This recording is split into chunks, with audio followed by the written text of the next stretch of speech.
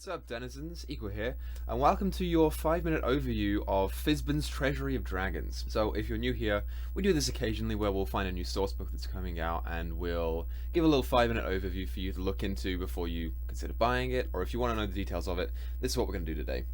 So, what is Fizban's Treasury of Dragons, and when does it come out? Well, Fizban's Treasury of Dragons is a new DM-focused sourcebook by Wizards of the Coast, and it's coming out on October 19th of this year, which is less than a month after Wilds Beyond the Witchlight comes out, which comes out on, I think, September 21st.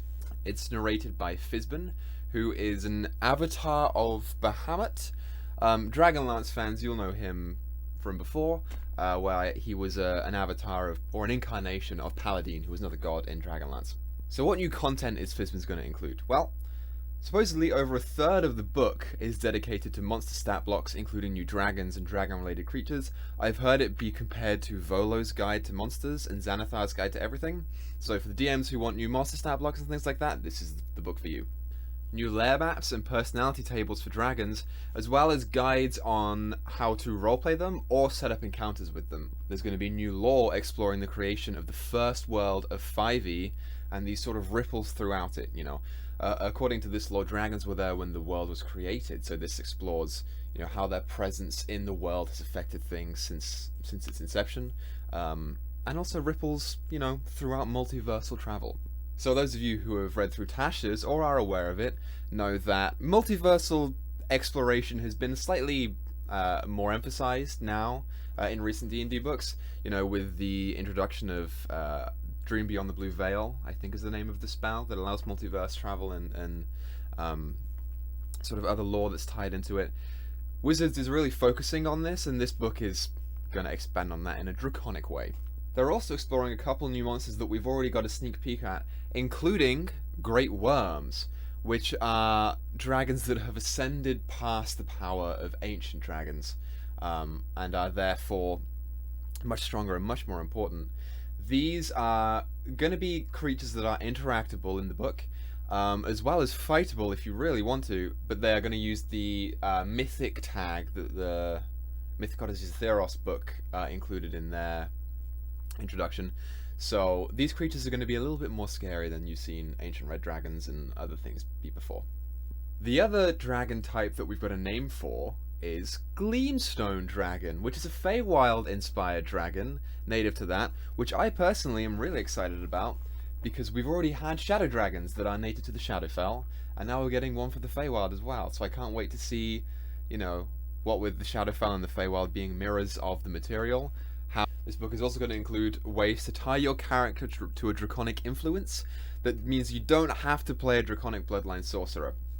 So, for example, Gleamstone Dragon, you could put that as a patron for an Archfey Warlock. This book will include, you know, new ways to give a little draconic spin on clerics that worship Bahamut or Tiamat even.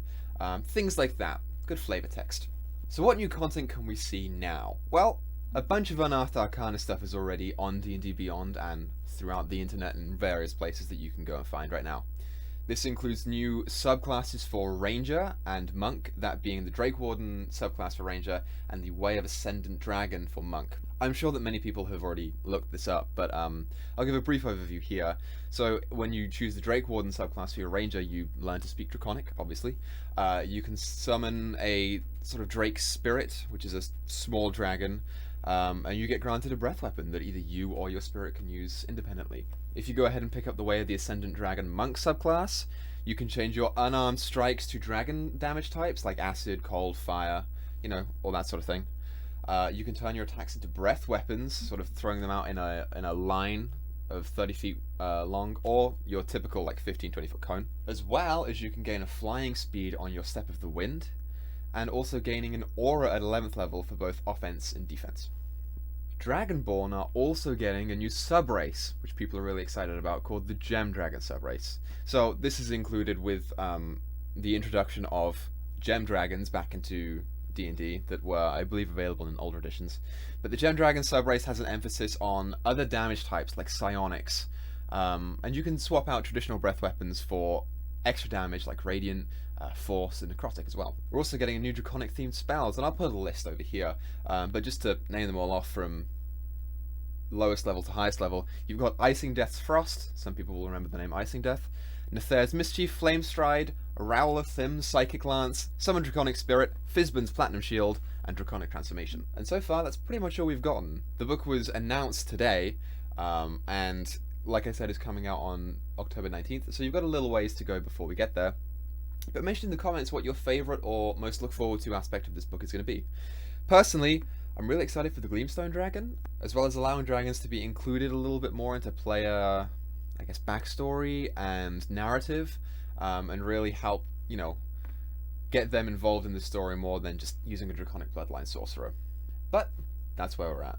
So, thank you all so much for watching.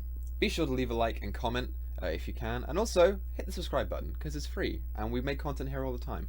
And that wraps up today's 5-minute overview. So, thanks everyone for watching, and we'll see you next time.